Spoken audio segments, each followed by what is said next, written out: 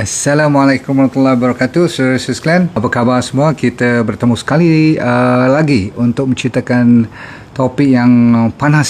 Topik malam ini iaitu yang dinamakan anxiety dan cara mana kita cuba mengendalikannya, yang ada kaitannya dengan resah gelisah dan juga yang dinamakan pandemic burnout. Anxiety ataupun pandemic burnout, dua cerita yang berlainan tapi ada kaitan.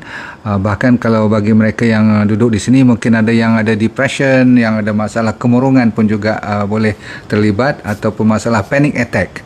Dia semuanya ada rangkaian-rangkaian yang kadang-kadang boleh, apa orang panggil, dia punya definisi itu bukan definisi, maksudnya pagarnya agak nipis, boleh kadang-kadang terpijak di sebelah sana daripada kawasan pagar yang kita tak sedar. Kadang-kadang kita dah pergi ke sana jauh sampai ke murungan. Sebab itulah kalau you tengok cerita-cerita pelik-pelik sekarang, sampai orang ada suicidal. Tahu suicidal tak? Orang yang sampai sanggup bunuh diri dan sebagainya. Tu kita ingin mengelakkan daripada perkara ini berlaku kalau boleh sebaik mungkin. Walaupun hari biasa yang tak ada pandemik pun ada orang buat macam tu. Bahkan waktu-waktu yang tertekan ataupun stressful situasi yang kita tengah lalui sekarang. Namun apapun, dalam bahasa yang saya suka kata ialah this too shall pass. Benda ni juga akan berlalu. Ingat sebab Tuhan tak akan memberi sesuatu beban yang kita tak boleh tanggung. Kadang-kadang kita je merasakannya terlalu berat sampai macam kita tak boleh tanggung. InsyaAllah. Okey, banyak bersabar. Baik. Saya nak cek siapa yang masih lagi hidup. Maksudnya you hidup, betul-betul hidup, you are alive. Saya selalu tanya, how many of you are still alive? Kadang-kadang kita rasa kita hidup tapi kita tak sedar. Bila tanya, betul lah, aku hidup lah. Tengok badan pun ada ni, betul tak? Betul? Ini permulaan cara mana kita nak menyelesaikan masalah anxiety. You rasa macam selalu saya melawakkan, tapi malam ni melawak juga. Tapi bagi mereka yang melalui, yang tengah dalam percubaan dugaan ini, kadang-kadang you tak tahu. Dan dia sendiri kadang-kadang sampai peringkat dia tak tahu kenapa pun dia jadi anxious, resah gelisah. Kan ada orang macam tu, dia kena panic attack, dia tak tahu sebab. Betul tak kat sini? Ada kan kes-kes doktor tanya, kenapa you jadi macam ni, ataupun apa penyebabnya? Saya pun tak tahulah doktor. Ini waktu-waktu begini kadang-kadang dah sampai setahun setengah dah kita berlarutan dengan masalah COVID ni kan. Belum kita nampak lagi ada ruang tak untuk kita bebas pada hujung tahun ataupun tahun depan atau bagaimana. Jadi apapun itu bukan tugas kita. Tugas kita hari ini ialah melihat balik diri kita, sama ada kita dalam keadaan ready. Kalau masih hidup tadi, ya kan? Semua hidup kan?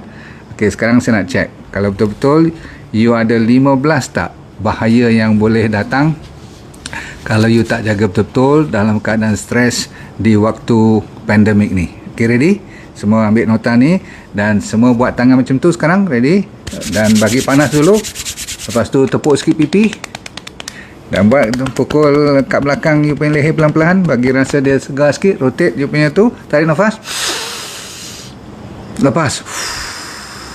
Pun kita akan belajar nanti yang pernafasan ni pun ada mainkan peranannya. Jadi bukan kita setiap kita bicara tu tidak ada makna. Tadi saya kata this too shall pass. Benda ni juga akan berlalu. Kalau siapa panjang umur, kita sama-sama tengok dia akan berlalu. Okey, jari dah ada 10 tadi tu. Saya nak tengok berapa kali you tarik ke dalam. 1, 2. Kalau you kata yes ada benda ni, you kata yes, you tarik 1. Kalau yes lagi 2. Kalau tak, you jangan tarik jari ke dalam. Ujung-ujungnya kita tengok berapa jari nanti. Okay, ready? Siap 10 jari? Okay, ready. Number 1. Soal suicidal tadi tak ada tapi itu adalah yang paling maksimum. Maksudnya saya tak mau sebut perkataan tu kan, tapi kita ambil cara berlapik sikit cakap lah, cabut nyawa, jangan. Okay? Jangan fikir dan jangan terbawa ke sana. Walaupun dah ada, bahkan orang Melayu pun ada, bukan kata orang bukan Islam pun, orang Islam pun dah ada buat cerita-cerita macam ni. Saya tak tahu, tapi kalau benar cerita tu, saya tak mau dengar figure dia pun, menakutkan. So kita harap jari tu tak ada langsung dalam pemikiran you, ataupun bahaya tu dalam proses pemikiran you. Okay? Sila clear tu. Okay? Jangan sekali layan benda tu. Nombor 2 ialah, ataupun ni yang sebenarnya nombor 1, saya tak mau kira yang pelik-pelik tu kan. Okay? Sebab tak sanggup kita tengok. Okay? Nombor 1 ialah heartbeat. Jantung anda dah lebih daripada 80. Siapa tahu jantung degupannya berapa waktu rehat. Waktu you tengah melihat saya sekarang ataupun dengar saya bagi sikit racing heartbeat, maksudnya you punya heartbeat lebih daripada 85 90. Ada kat sini tak? You dalam keadaan duduk ni, masih lagi 80 ke atas. Okey, tarik satu. You tak sedar. Tapi dalam keadaan begini, kalau atas pada 90 terutama sekali, you harus tarik satu jari dulu. Jangan panik. Okey. Nombor dua, siapa yang rasa berpeluh badannya? Kadang-kadang tak pasal-pasal waktu lepas hujan, orang lain semua pakai baju, you rasa macam panas je selalu. Dan memang you rasa peluh-peluh ataupun orang panggil apa tu, sikit-sikit kat hidung ni basah kan. Kadang-kadang you kena ambil tisu, lap muka semua tu, you rasa heran. Okay, you jarang macam tu. So sekarang ni senang sangat you berpeluh. Okay, nombor dua, tarik jari. Kalau ada, tak ada, let go. Nombor tiga, kalau saya kata tangan tu ketat-ketat sikit, you tak ada masalah thyroid, tetapi zaman sekarang you macam kena thyroid pula. Padahal kalau pergi cek doktor pun, you tak pernah makan ubat-ubat thyroid apa-apa. Dan 3-4 bulan lepas ni dah mula rasa macam, bukan saja ketat tangan, you jalan pun macam tak steady je, macam terketar-ketar sikit, faham tak? Nak ambil barang pun macam ada orang tak kena isap okok, faham tak? Orang kalau tak kena isap okok, tangan dia ketar tau. Okey. Yang kaki isap okok lah. Okey. So shaking, badan you menggetar-getar. Okey. 3. Nombor 4, kalau you rasa throat you dah mula macam perit lah, bukan perit apa, you nak telan susah, dia macam constricted, macam tersekat kat situ. Okey, ada tak rasa? Bukan tersekat terus memang tak boleh nafas kan, tapi you rasa macam constricted throat. You punya kerongkong ni rasa macam tirus, dah jadi menguncup macam tu. Okey, maka kadang-kadang you macam nak panik lah tu kan. Dan juga you punya mulut rasa macam apa? Macam kering. You rasa nak minum je selalu. Okay, check. Okay, nombor 5, pernafasan pula. Selalunya kita tak sedar pun pernafasan kita betul tak. Ada you sedar tak kalau you normal sekarang? Betul tak kan? You cuma nak tengok saya bersembang, you dapat nota sikit, you share, you tekan main-main tu, you lupa. Tapi kalau orang yang ada pernafasan problem, dia sedar, dia tahu, what's wrong with my pernafasan? Dulu tak rasa macam tersesak nafas. Dan kalau you hitung betul-betul, you atas pada 28 per minit atau 30 per minit. Selalunya antara 20-25 tu cantik lah kita tengah rehat kan. Faham tu? Alright. Seterusnya, kalau you punya penglihatan you dah mula blur. Tahu blur tak? You dah mula kelabu sikit, rasa macam kabur, macam tu kan. Dan kadang-kadang you dapat orang panggil apa, dizzy, you pening lalat macam tu. Okay, ringan je kepala. So jaga baik-baik. Nombor 7 pula, nausea tu loya. Kalau perempuan you bukan pregnant pun, you masih nak macam, memang lelaki pun kadang-kadang sampai rasa macam nak muntah pun, faham tak? So setengah orang memang throw out because dia cannot take it anymore. Burn out ni maksudnya dah tak larat dah lesu dah dengan cerita ni, faham tak? Dah panik dah lama dah risau dah lama dah, sampai selalunya you boleh cope, you boleh melalui proses-proses stres ni, tapi sekarang macam dah tak boleh tahan dah. Dalam sukan selalu berlaku macam ni. You ambil tournament, katakan you pemain badminton kan, dulu saya pernah jadi doktor sukan di Majlis Sukan Negara kan, saya ikut mereka mana-mana. Kita boleh tengok dia punya performance tu. Kalau you pernah dengar pemain seperti Miss Bon Sidik, Rashid Sidik kan, zaman-zaman dia orang punya Thomas Couples dulu, you nampak macam dia orang best. Tapi akan datang satu ketika dia tak boleh perform, dia jatuh dia punya performance-nya, betul tak? Itu waktu itu bukan dia tak kuat, tetapi dia dah burn out, dia dah tak larat nak buat masa tu dia jatuh. Kita pun dalam hidup kita ada waktu-waktunya, kalau kerja pun sama, kerja you ingat you boleh tahan sampai tak balik malam semua, lupa anak isteri semua, satu hari nanti dia panggil burn out. Body you sendiri tak akan boleh terima. So dalam kes ni kita boleh dapat burn out. So contoh-contoh seperti nausea, dah vomiting, dah macam diarrhea semua tu, ini dipanggil burn out. Nombor 8, irritation. You rasa sensitif. Sekarang ni you zaman orang tak boleh kacau langsung. Dulu boleh juga melawak-melawak, sekarang tak boleh melawak langsung. Pendek kata tak boleh cuit lah. Kalau siap je you melenting-lenting, dan melenting you tu bukan-bukan. You punya marah tu, you punya naik share tu macam tak betul sikit, faham tak? Selalu you boleh tahan cerita-cerita macam ni. Sekarang sampai office mate you pun dah komplain, you punya dalam rumah tangga you pun terganggu, suami you ataupun isteri you akan naik rasa pelik lah dengan cerita you ni sekarang. Okay, so itu mustahak. Dan seterusnya, worry, you kaki risau je kerja you, sikit-sikit je you worry. Kalau hujan datang pun you worry, hujan tak datang pun you worry. Lepas tu kalau anak tak boleh pergi sekolah, cucu tak pergi sekolah, you dah mula nak risau besok dia orang nak jadi apa. Dah fikir dah 10 tahun kemudian ni dia dah besar dah jadi anak dara, anak turuna semua, apalah dia nak jadi. Cerita pasal tu, padahal dia baru umur 8 tahun sekarang. So you risau je kerja you. Baik, orang yang risau ni selalunya ada dua jenis. Satu, dia risau tentang yang dia boleh kontrol, pun dia risau. Tapi setengah orang dia risau dua-dua sekali. Yang tak boleh kontrol pun dia risau juga. Saya bagi contoh. You boleh kontrol tentang apa you nak makan, betul? You boleh kontrol apa you nak pakai, nak mandi pukul berapa, nak semayang berapa kali, nak tambah sunat ke, semua tu, nak baca Quran, tu you boleh kontrol. You sampaikan you nak marah orang ke, tak mau marah orang pun sebenarnya you boleh kontrol. Walaupun setengah orang tu jenis yang tak kontrol langsung. Tetapi yang saya kata tu sampai benda yang macam ni, katakan masalah COVID ni lah, kan kita fokus pada pandemik ni. Apa benda yang you tak boleh kontrol? Banyak kan? You tak boleh kontrol siapa yang buat undang-undang PKP, siapa yang nak bagi buka pukul berapa, masalah ekonomi, masalah apa lagi, masalah COVID ni, ada varian baru dak datang.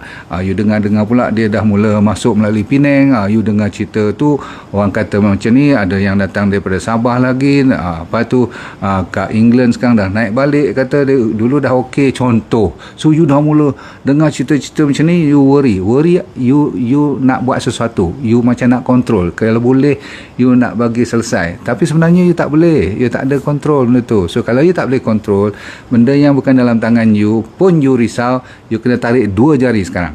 Yang ni bonus jari kena tarik ke dalam. Siapa yang worry benda yang dia boleh kontrol, 1 jari tarik.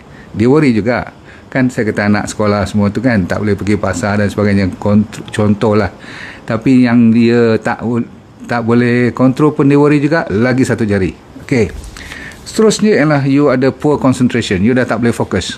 You tak boleh fokus konsentrasi you kepada you duk biasa buat masakan ke, kerja ke, kadang-kadang terlupa nak berbual resepi tu resepi ni, apa, kepala you bercelaru. Next, kalau you ada blank mind you, minda you ada color yang jadi blank, you macam lupa. Bila semayang tu habis, ayat-ayat tu selalu you baca macam orang kata apa, pejam mata pun boleh kan. Sekarang macam lupa je, blank terus, tak keluar. Bila cakap pun kadang-kadang ada perkataan-perkataan yang dulu memang senang you ingat, sekarang tak boleh ingat pula.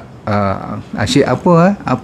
Okey, so jaga baik-baik. Okey, so dia panggil mind you jadi blank. Dan insomnia, tak boleh tidur, ataupun tidur yang terganggu, ataupun tidur yang tak cukup. Asalkan tidur tak ada kualiti lagi dah sekarang. Yes, one more. Okay. Dan fatigue, letih lesu. Seterusnya, nombor 14 ialah you suka sangat sekarang.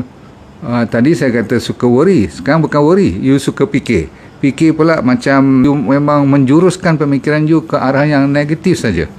Tak ada satu yang you bangun daripada pagi sampai malam tu you suka benda yang nak cerita positif. Dan bila orang cerita pasal positif, you dengar buat tak dengar je kan.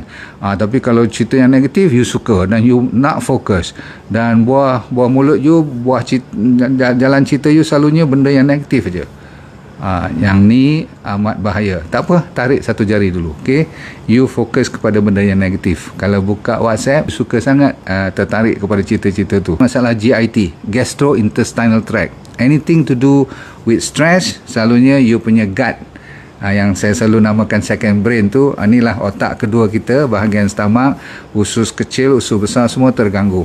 Sama ada sembelit ataupun dapat diarrhea. Kadang-kadang dia naik pecah, bukan pecah lah, menjadi masalah kulit, dia timbul lah benda pelik-pelik. Sebab apabila dalam dah tak elok, dia akan keluar nanti masalah-masalah seperti rambut luruh, period you tak stable anymore, tak regular lagi dah.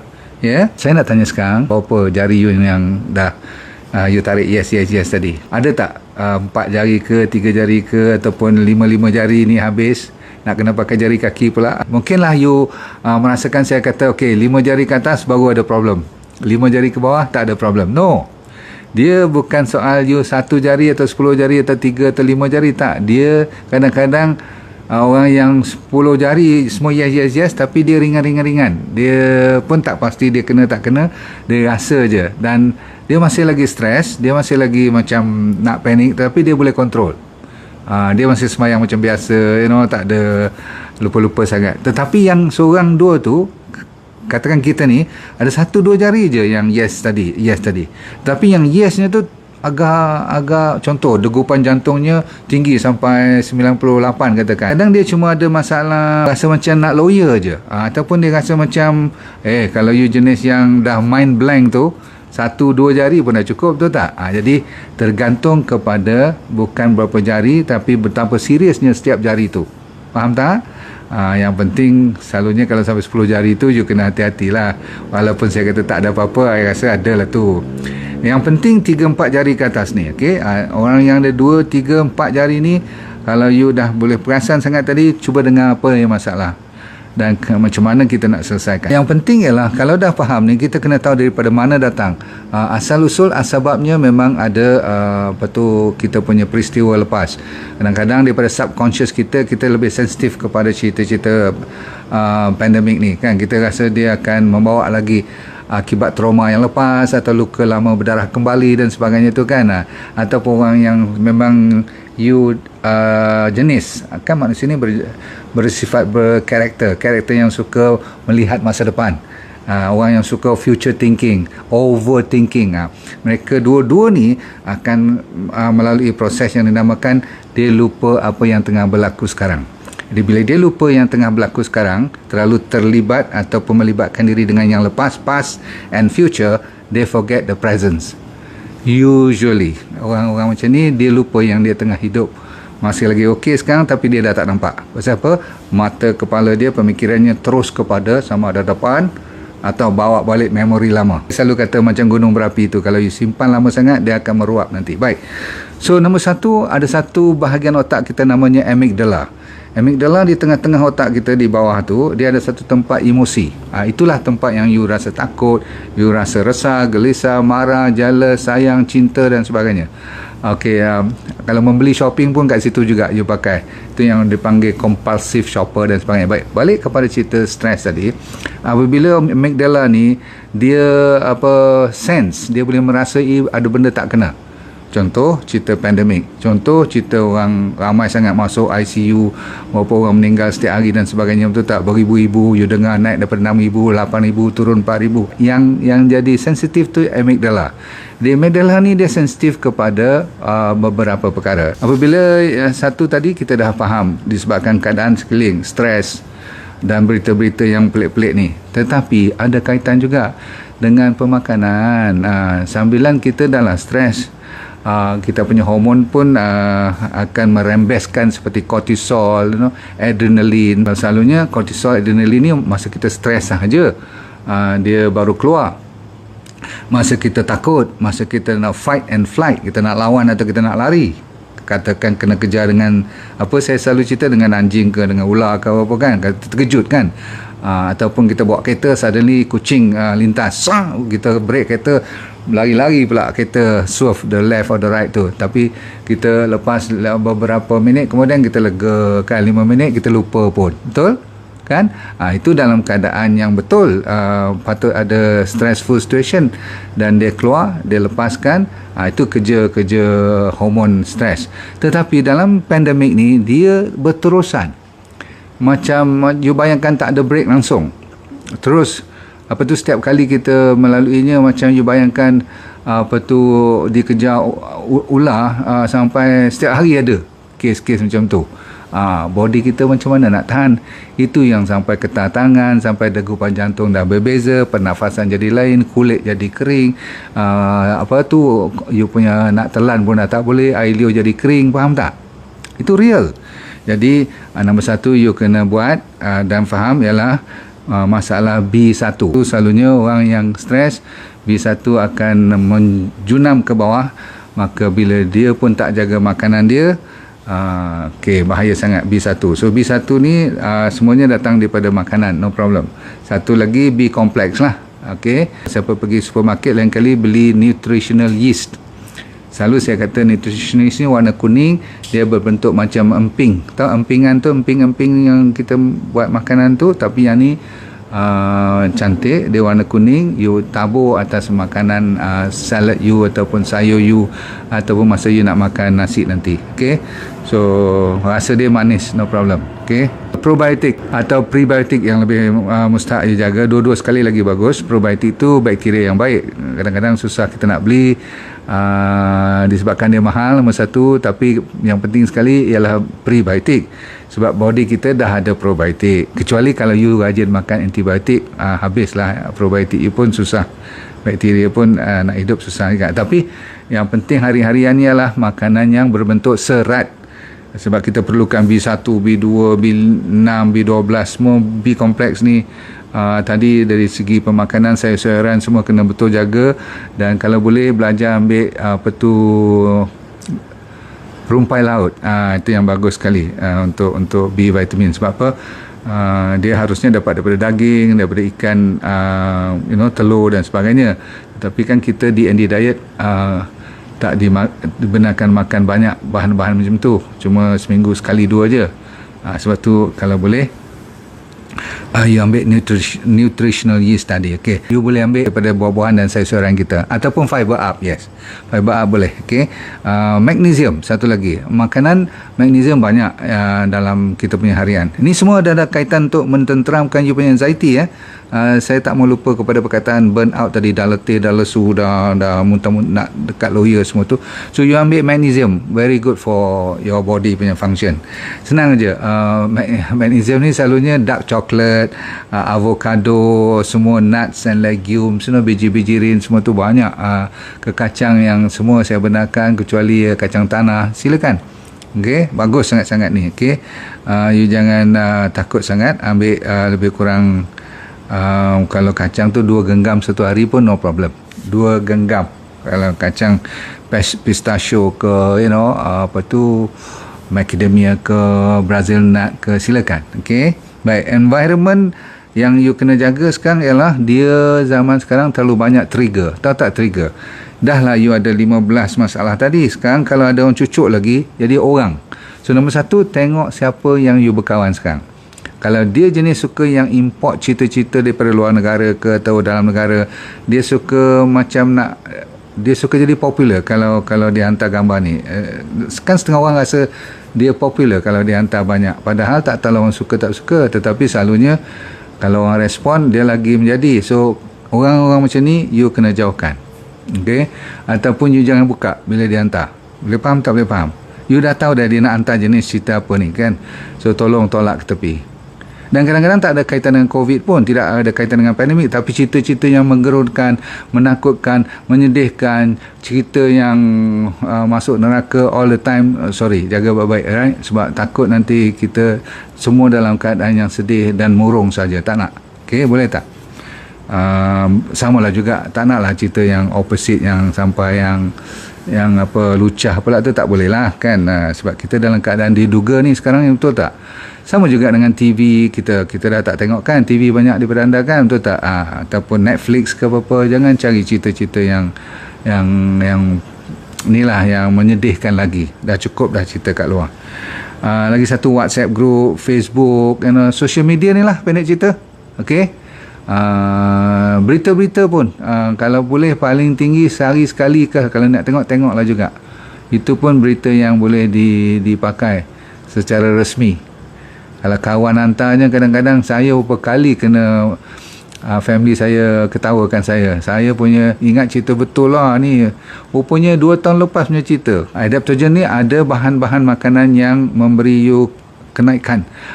Seperti kalau saya bagi sekejap lagi, ada teh yang bunga-bunga yang you boleh pilih supaya dia boleh mententeramkan lagi dan boleh menjinak-jinakkan you punya monkey thoughts ni. Tak otak kita ni macam kera sikit, dia suka lompat-lompat sekejap sana sekejap sini sekejap. Kalau biar aje tak fokus apa-apa, dia mulalah kan benda-benda dalam sembahyang pun dia boleh melompat-lompat, betul tak? Satu lagi, belajar pernafasan. Saya akan bagi contoh satu. Ambil berjalan jauh, maksudnya long walk.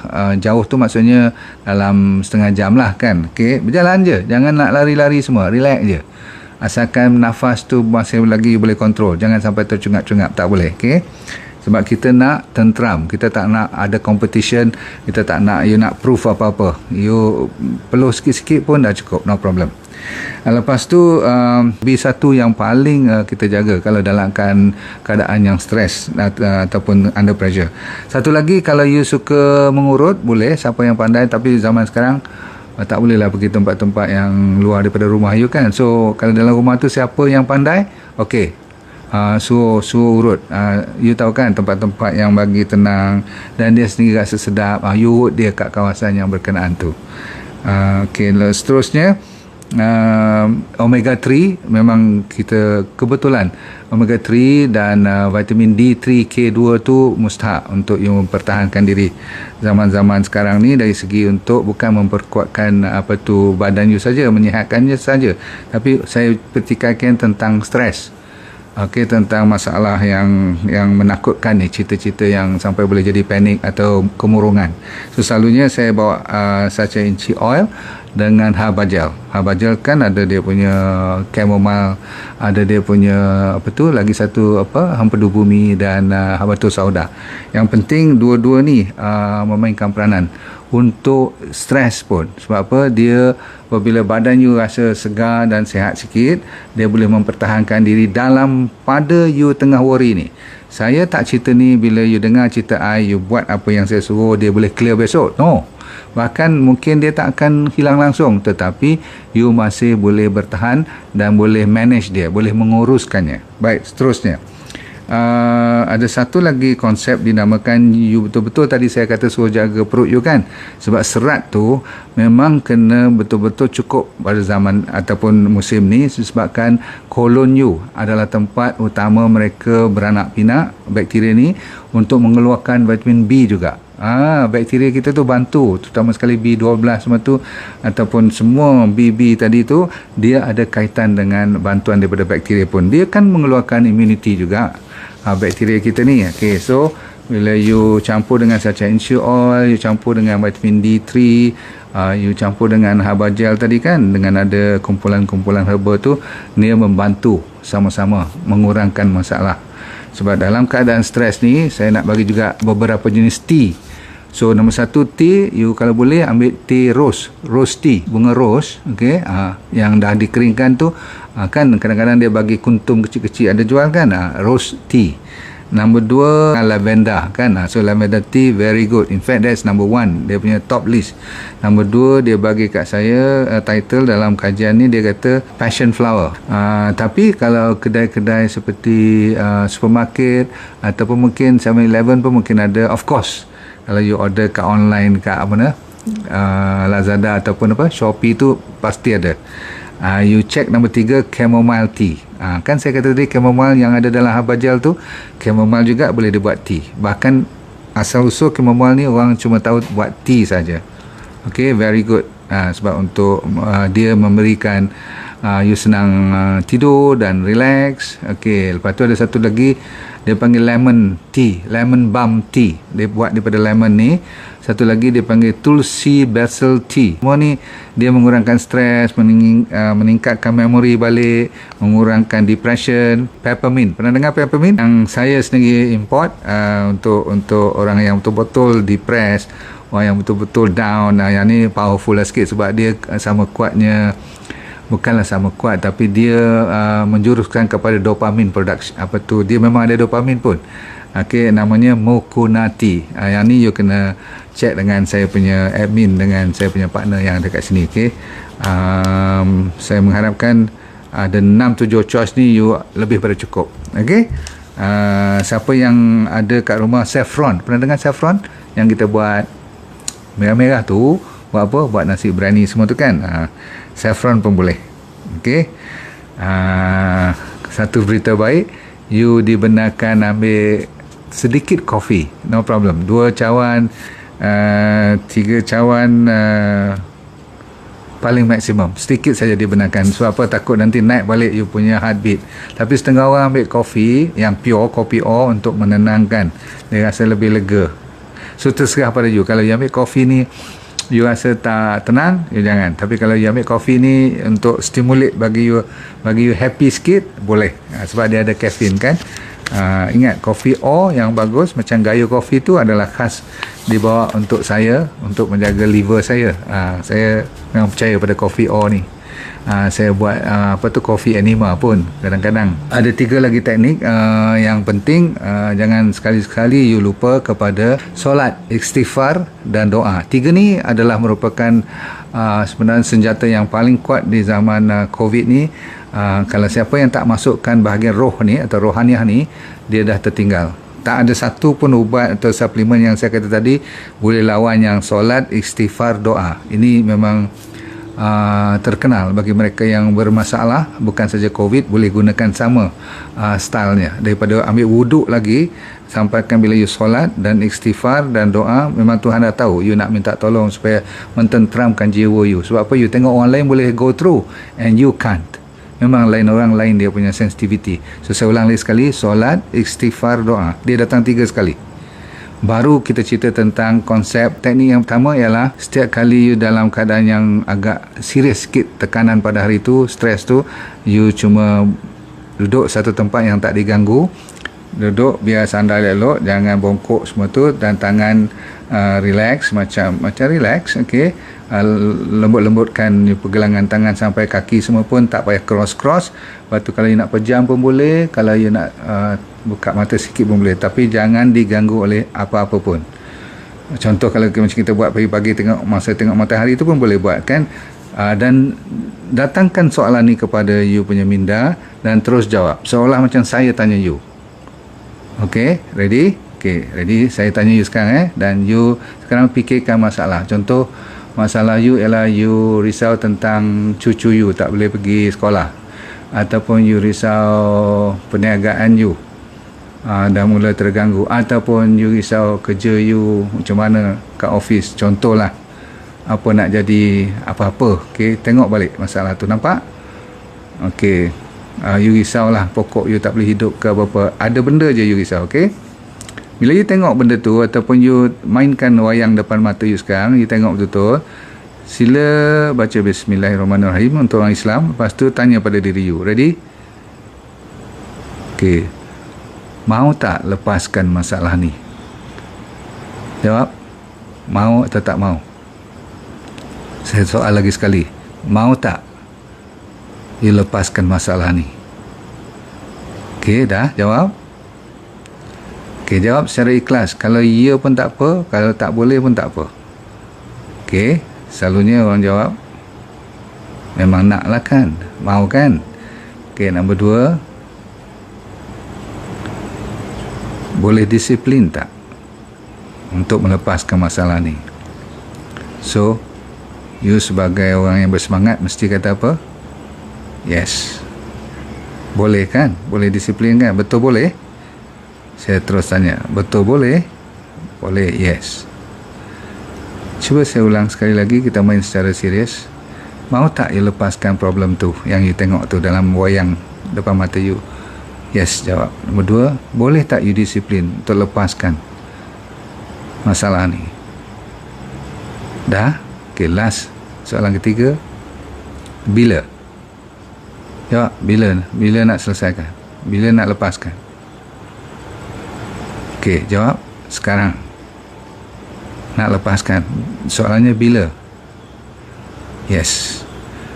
Katakan you belum dapat yes, tak ada apa-apa. You ulang balik je.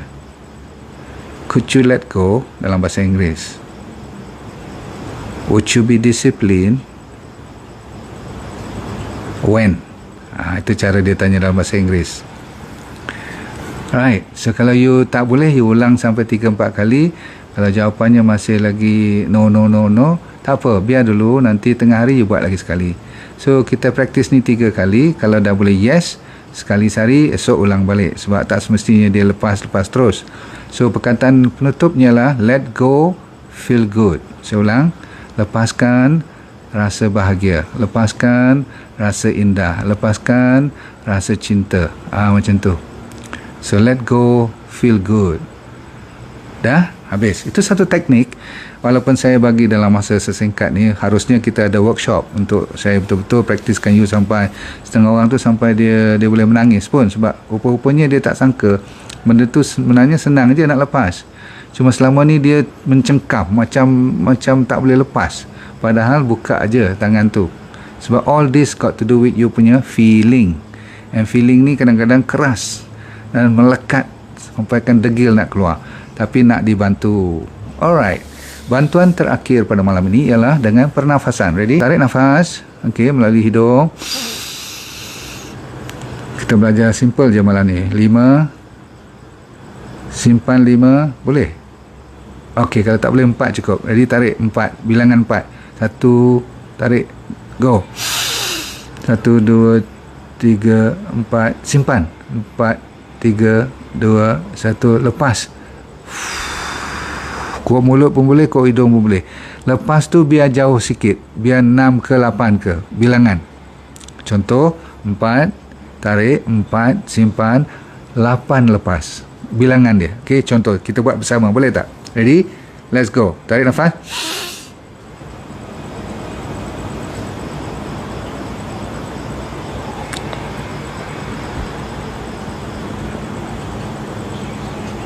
Kadang-kadang masa lepas tu 6 dah habis kan. Setengah orang 5 pun dah habis dah. Tak apa. You buat lagi sampai you pandai. Tarik betul-betul, simpan, lepas. Biar tolak tu jauh sikit. Sambilan tu you pergi balik nanti, jangan lupa pada solat, jangan lupa pada istighfar, jangan lupa pada doa. Doa tu you mohon lah, ya Allah aku berdebar ni banyak sangat ni, ya Allah aku ada masalah lawyer lah, pening kepala ni, Masya Allah masalah ni terlalu besar untuk aku tanggung, kau saja yang tahu macam mana. Macam mendayu-dayu lah, tak apa, Tuhan tahu sangat. You cakap bahasa apa pun dia faham, dengan syarat you ikhlas, tapi dengan syarat solat dulu. Jangan minta doa saja, tak boleh. Okey, saya fahamlah anda tu lebih mahir daripada saya, sebab tu saya selalu berkata yang anda adalah orang baik dan anda boleh baik dari apa sudut pun. Kalau you sakit mana pun, saya percaya you boleh baik, dengan syarat you kena berdisiplin. Tadi saya dah tanya, mau tak you lepaskan masalah ini? Boleh tak you berdisiplin? Kalau boleh, bila nak start? Selalunya orang yang berdisiplin, kalau dia kata ya tadi, jawapannya sekarang juga. So terima kasih.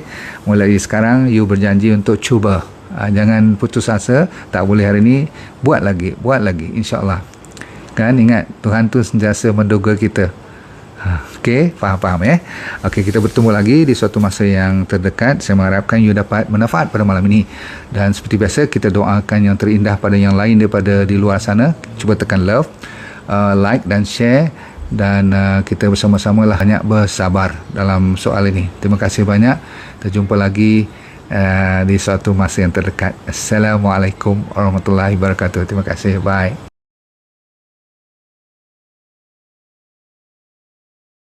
Assalamualaikum warahmatullahi wabarakatuh. Nama saya Dr. Nurdin Darus. Dulu pernah bekerja di Majlis Sukan Negara, Jabatan Psikiatri di University Hospital, dan lepas tu saya buat corporate program.